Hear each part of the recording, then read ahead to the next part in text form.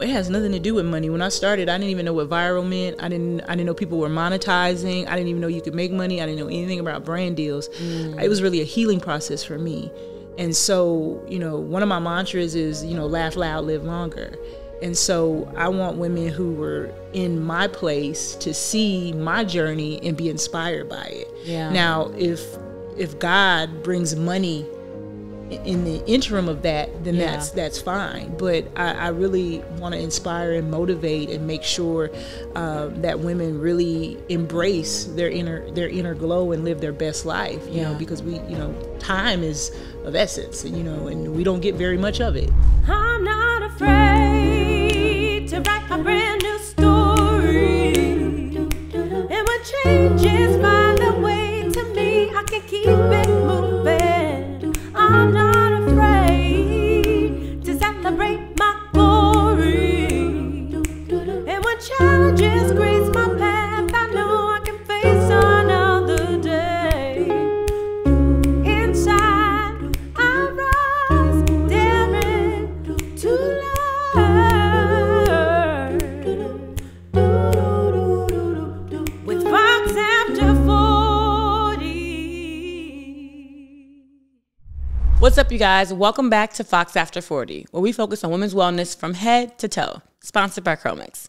And today, we're here with Shantaquilette, one of my favorite content creators, who turned from an accountant to an influencer full-time and is now a motivational speaker, and she's incredible. I met her at a conference a few years ago, and I've been following her ever since. Her story is magnificent, and I think what she's done, not being afraid to transition careers after a long career in something that is very traditional and I don't want to say comfortable, but very traditional and very stable, to something that is very new and interesting and scary for a lot of people, but has been very successful and has achieved over 1 million followers across her platforms. Oh my gosh, like, it's a dream. So without further ado, Shantaquilette. Hey girl. Can you tell people your story, how you got here? I heard an amazing story at the ROI Summit back in the day, and I would love it if you could share with people what you did and kind of how you got here. Well, my mom and dad in 1978. You're funny, girl. No, so I started accounting. So I got in accounting back in, I want to say 2000. And so I worked with multiple organizations, Fidelity, Oppenheimer Mutual Funds, but my dream job was always to work for the IRS or the SEC. Got on with the IRS, absolutely loved my job. I was actually a revenue agent for some time, and then I transitioned over to revenue officer, which is collections, and which I enjoyed. I love taking people's stuff who owe money, so we did. Take your car, your house, yeah. But yeah, so it was a job. It was a very intense job, but I enjoyed it. Life started lifing, and I started having some health issues. From about 2012 to 2018, I had symptoms that was consistent with heart disease, but doctors didn't know what was, I want to say I was misdiagnosed, and ended up having a heart attack in 2018, followed by a stroke in 2019. The trajectory of my life changed. I thought life was pretty much over. You have a heart attack, you bounce back up. Now you're a stroke. Now I can't walk. Having a hard time with speech, cognitive, everything is just all messed up, out of whack. Doctors told me I would, never be the same. For someone who was an accountant, MBA, an accountant in finances, I couldn't even tell you what 4 + 4 was at a time. I could see words on the wall, but I couldn't tell you what they were. So it was really that bad. And so I was in therapy for about 2 years. But in that transition, I was going through a lot of depression, a lot of anxiety. And, I have children at home. At the time, I had 2 children at home and my husband. And so they essentially became my caregivers, right?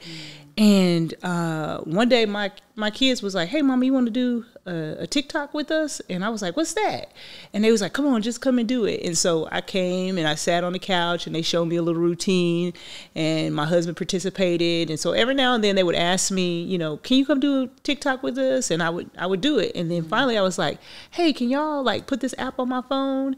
And they put the app on my phone. And at first I was just, you know, a watcher. I was just watching and I was getting inspired. And I was like, oh, so I started like cooking. You know, I would do cooking videos, and I had a nonprofit at the time for breast cancer awareness, and I shared those videos, and then I started like just getting inspired to start creating more. And so I always tell, I'm a great storyteller, and I like to tell jokes, and my girlfriend was like, I bet you if you like, you know, you get on there and you start doing that stuff that you be doing in front of us, you do really well. And I was like, oh, girl, don't nobody care. I'm too old to be doing that kind of stuff.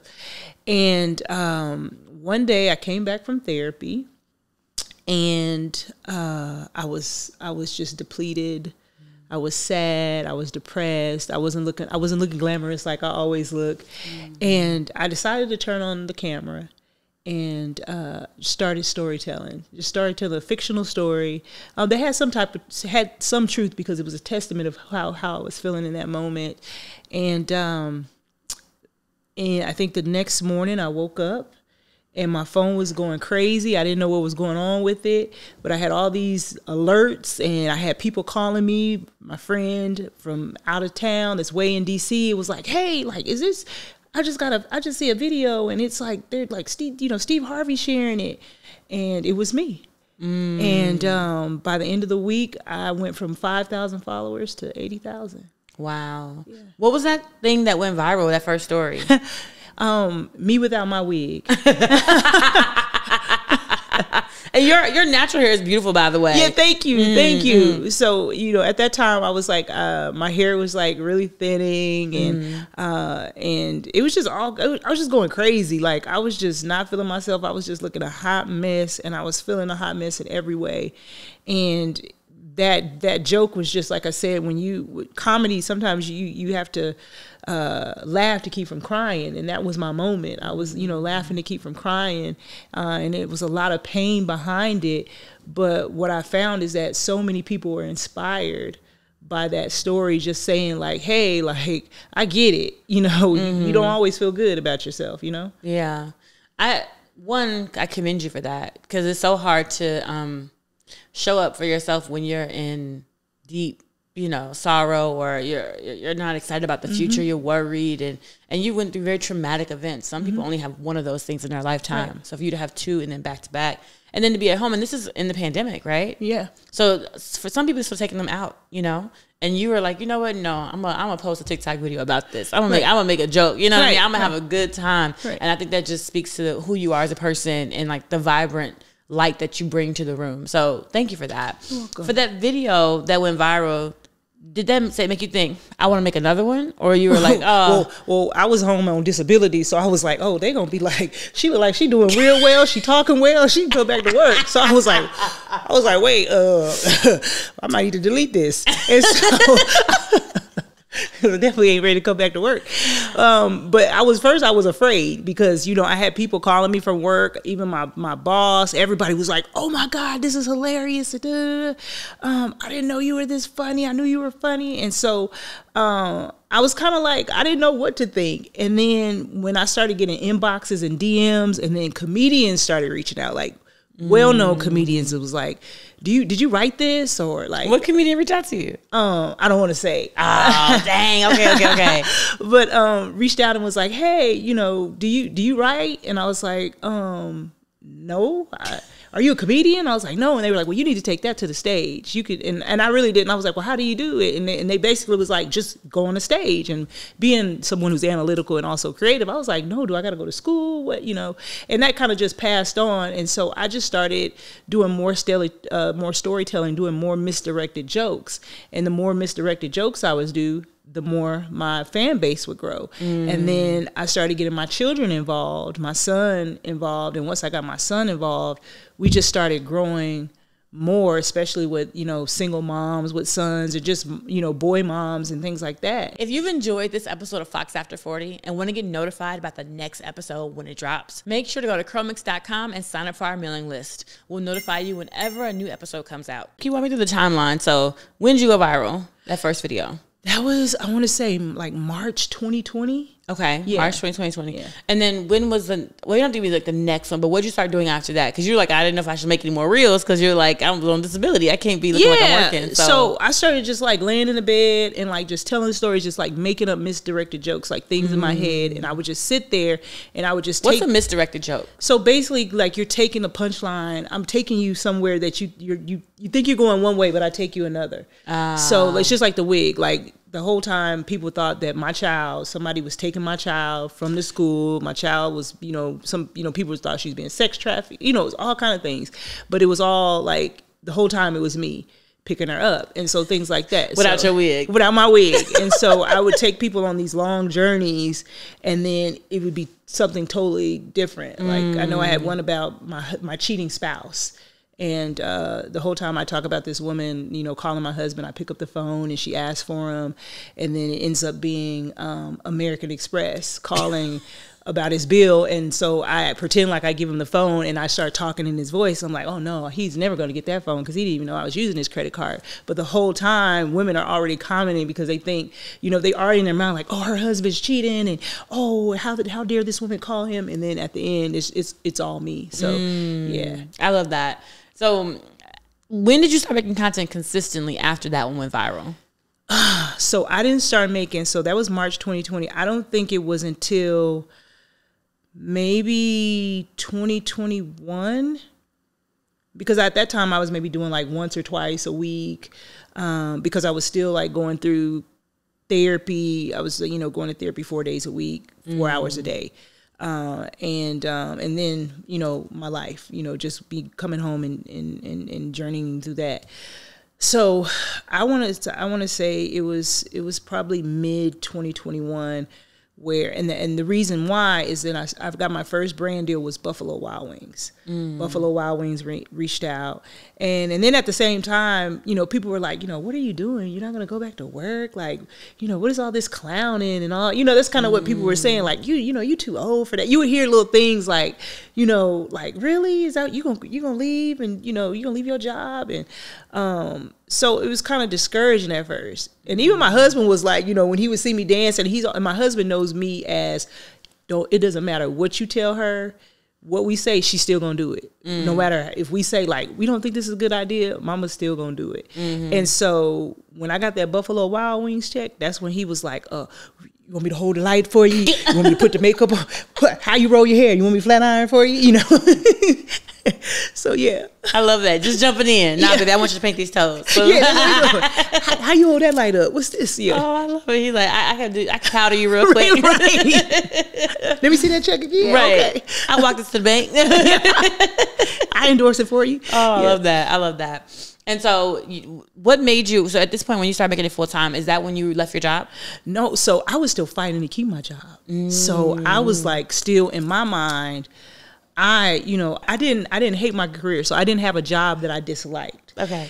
And so I was really, fighting to keep it. And my manager, who was like, man, like, I know you're like one of our, best ROs, and I know you want to come back, but I think you do much better outside. And then I was also doing stuff with my nonprofit and stuff, so they were actually watching me grow. Yeah. And I went into the office one day, and because I was going back and forth with the federal occupational health within our agency.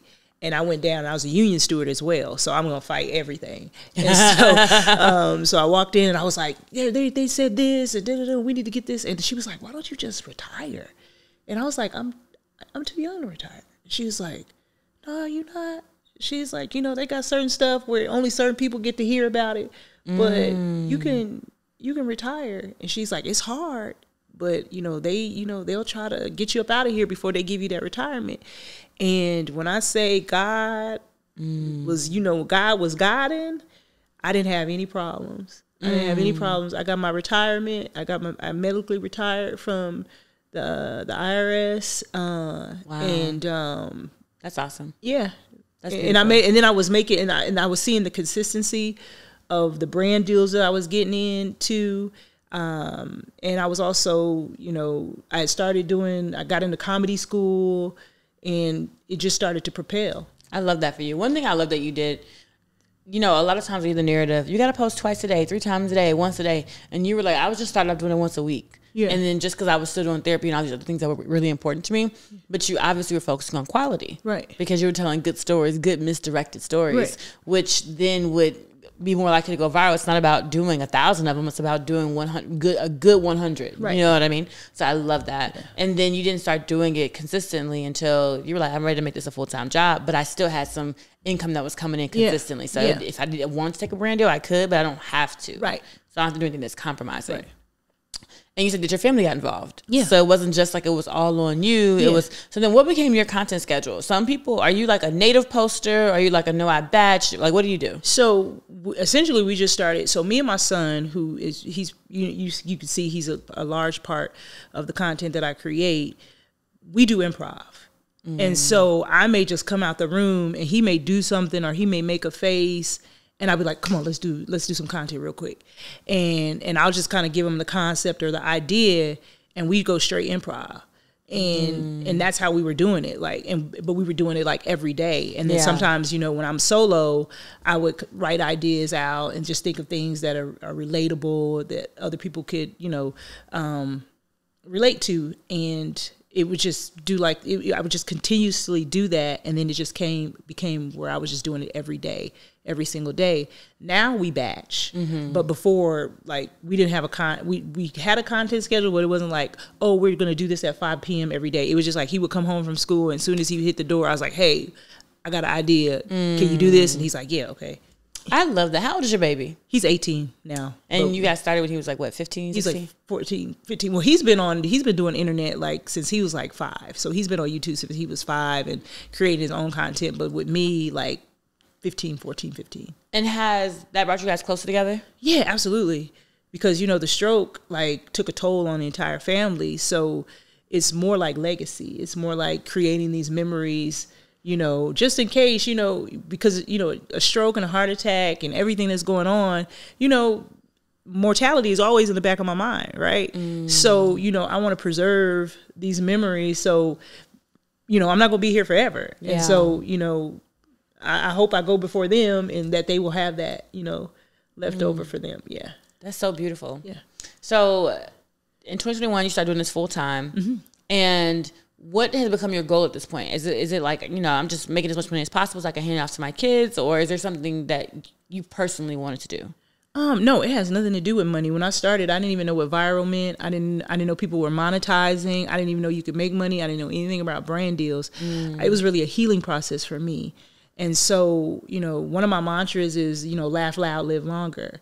And so I want women who were in my place to see my journey and be inspired by it. Yeah. Now, if God brings money in the interim of that, then that's fine. But I really want to inspire and motivate and make sure that women really embrace their inner glow and live their best life. You know, because time is of essence, and and we don't get very much of it. So yeah, that's beautiful. Are you editing your own videos?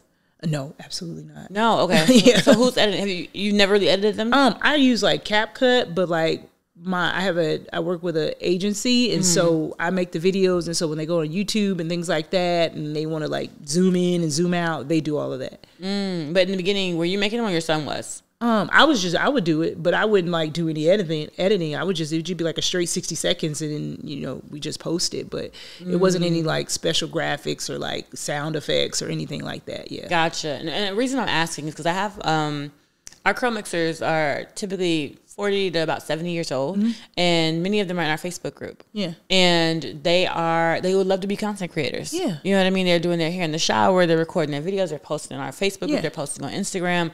And many of them, would be afraid to make that switch from full-time corporate to full-time content creator. Right. And I'm thinking about questions that they might have, right? Yeah. Like, how do I step into content full time? You know, is there any advice you have for women over 40 who wants to do that? I tell people all the time. I'm like, put the same effort you do in the job that you go to that you don't like. Put the same effort.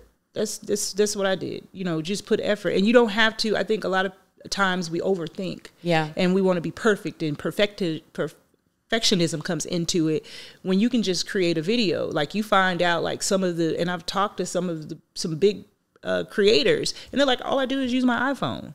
I use my iPhone. I don't use any fancy lights. I don't do anything. And I didn't have any fancy lights. All I had was my phone. And when I did that video that's now like got 500 million impressions, every time somebody posts it, they go viral. It's all foggy. The camera wasn't clean. It was like, you know, it's like, yeah, it was like, you know, and it went viral because it was authentic. Now, you know, you want the content to be quality, like, you know, you want the lens to be clean, but yeah, just do it. And until you can find somebody to do it for you. If you've gotten any value from listening to Fox After 40, you learned a beauty tip, you've gotten advice, you shared the episode with a friend, please do us a favor and leave us a review on Spotify and Apple. It goes a very long way in helping us continue to build the podcast. Is there a dark side to making content? Well, I know I do get DMs. This is PG, right?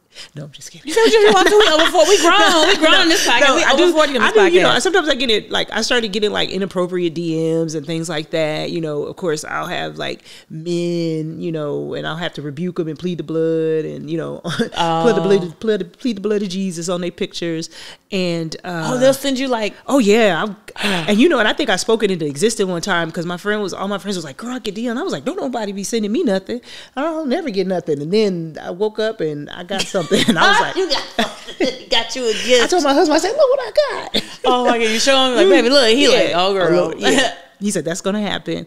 But I mean, I think for the first few years, I didn't have any, like, I don't have any negativity. I don't have anybody saying anything bad. I think you have to be very strong. Because when you are a public figure, you know, you have trolls and they can be mean and they can say nasty stuff. But like, if I could think about all the trolls that I've had over the 4 years that I've been on, I probably can count them on my hands and toes. But I know that's really amazing to hear. Most people are like, oh, everybody's so mean. And you're like, no, I probably have like 10, 20 people. And then I have, like, you know, the Qs. You know, I have my Qs. No, Omega. Please. But your Qs are your supporters. They're my supporters. And they were like, sometimes they'll nip it in the bud before I even get to it. I had one time, I had a lady say something really mean, and she got in my DM and was like, please, can you tell your followers to get out of my inbox and do XYZ, because she had said something really mean to me. And I didn't even see it. Like, I only knew it because she came in my inbox and was like, hey, that's what you get. No, I'm kidding. Yeah. But that's the only time. Wait, not you being shady to me on a post and then asking me to quiet my followers who are coming at you, because you was coming to me sideways. Yeah. But I extend grace. I was like, yeah, sure. I'll just block you. And and that's what I did. But I think that was it. And when I had the Ozempic with Oprah, when I got on Ozempic, I did get like a lot of, you know, flack, you know, about taking the drug and things like that. So that was kind of that. I think that was a little hard for me because that was something that was life changing. So I was making a life changing decision, and it was and it was like a life or death situation. And so for, you know, people to judge and not even know the full spectrum of my story was kind of like, you know, like, why are you even concerned? Like, why does that bother you? So, yeah. Why do you think that is? Why do you think that people care or have an opinion about that? Sometimes it's projection. You know, like, maybe you don't love yourself enough to do it, or maybe it's just lack of understanding too. Yeah. Because like, even still, you know, a lot of people would say, well, you're taking drugs away from diabetics. Well, I was diabetic. Like, you don't even know that. So I was diabetic, but even still, you know, someone who wants to do it simply because they just want to get in their size 2 Versace dress, that's still their prerogative. Yeah. And so that's more of a pharmaceutical and a doctor issue. So if you're extending the drug for everyone, then it should be available for everyone. I shouldn't be, you know, held tooth and nail because I'm getting the drug, and now other people can't get it. Gotcha. And just for our listeners who don't know what it is, because I'm a little bit in the know, so I know what Ozempic is. But what is Ozempic? Well, it's a GLP-1 drug used to treat diabetes, but now has been used to cause weight loss. Gotcha. Yeah. And how did you get on Oprah? I'm insulted that you even asked that because it's me. No. What you mean? I'm like, wait a minute, what? I'm like, no, I wasn't mean. I'm Shantaquilette. No, so it's something that I manifested, but they reached out. So I have 2 pages. I have Hey Shantaquilette and I have Well Over 40-ish. And Well Over 40-ish is a page where I just talk about everything 40. I talk about, menopause, gaining weight. And so I just started sharing my weight loss struggles and my use of Ozempic, the ups and downs, the side effects, NPR, People Magazine, all those people started reaching out to ask me questions about Ozempic. And Oprah's people reached out to me and was like, hey, we want to have she's having this conversation and we want to fly you out, put you up in a hotel, you can bring somebody. Yeah. And it was just that. Wow. And you was like, I get to meet Mama O, I'm coming. Yeah, Say absolutely. Less. Say less. And on her dime. That's the only way to do it. You're right. That's the only way to do it. I love that you gave the advice to someone who wants to become a content creator to give it the same energy.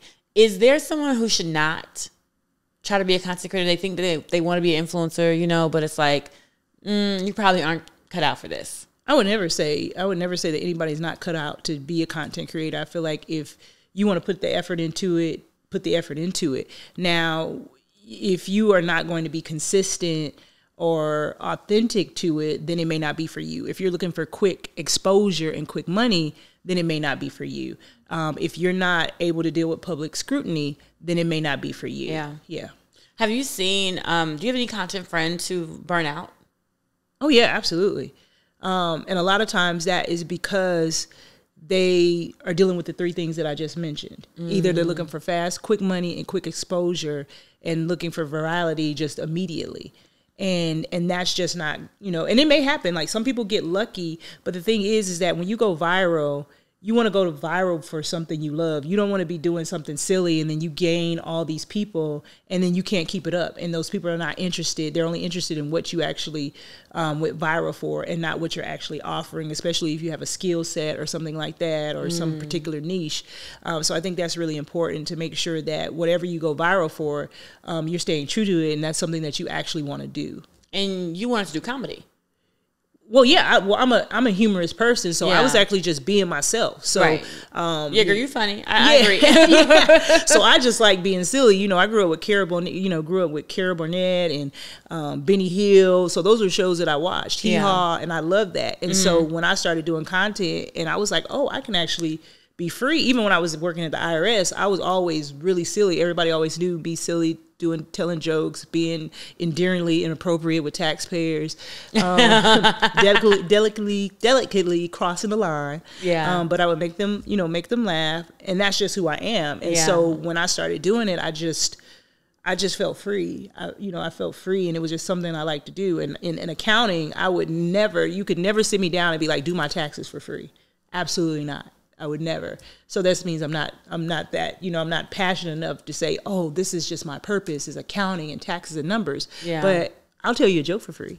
Oh, I love that. Yeah. So you went to comedy school. Mm-hmm. How long was that for? When did you go? So that was 2022, I believe. It was November 2022. A comedy club reached out to me they found out that I was in Dallas and was like, hey, we've been following you. We found out you were in Dallas. If you want to come out, if you help us with our social media, then we will give you free comedy classes. And that's essentially how it happened. They called me out of the blue. Like I didn't look for them or like, oh, I'm going to take some comedy classes. It was just really what God wanted to happen, and he made it happen. And so I did it in November of 22.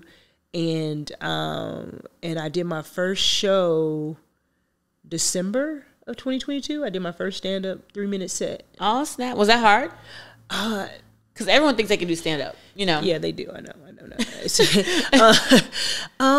So it was easy for me in two aspects, because I already was speaking. So I already did speaking. And I wasn't afraid to get in front of audiences. So, you know, and they always say, you know, it's different getting behind the camera. It is. I did have like a lot of anxiety, because I was like, I didn't know. And my family was like, you know, if you ain't funny, you know, we ain't gonna be up there just pretending like you funny. So I'm like, boo. So yeah. So tomato. Yeah. You boo, kill the ref. And so that was like my worry, because I didn't really know like the mathematics behind a joke. Like I didn't know like you know, you have a premise, you have a setup, you have a punchline. So I didn't know any of that until I went to class. But once I learned it, I was able to adapt to it really quick. So when I did my first set, you know, this is what I got from it. So we were a graduating class. Mm-hmm. And so I believe it was 7 of us. And when I came out, you know, I got a standing ovation, they clapped. And so at the end of the show, a lady came and asked me, like, where can we find you? And I was like, oh, I mean, like, I just took this class. And she's like, you were a student? And I was like, yeah. She's like, we thought you were the headliner. And I was like, that's amazing. I was like, really? And she was like, yeah. And then I got they gave me the title of smart comedy dark, because I do very dark humor. And so I just started learning and just kept going. That is so beautiful. Yeah. Shantaquilette, thank you for that. Some people become content creators out of ego. Yeah. You know what I mean? I just think I'm so valuable, and I want the world. I mean, we're all valuable, right? Yeah. But I just think I'm that ish, and I feel like I should be in front of a camera. You know, it's really just to feed this ego thing. That's not why you got into content creating. You got into content creating for healing, to make people laugh, and that's like such a beautiful mission. Right. And then beyond just I'm funny, you're like, let me go hone my craft and get better at it. Yeah. Let me go actually train and learn the proper way. So I respect that so much, so much. Thank you so much for coming on the podcast. This has been beautiful. You're welcome. Thank you. Thank you guys for tuning in to Fox After 40. This has been an amazing set with Shantaquilette. Make sure to comment, like, and subscribe, and leave any questions you have for Miss Shantaquilette in the comments. All right, I'll see you guys in the next episode.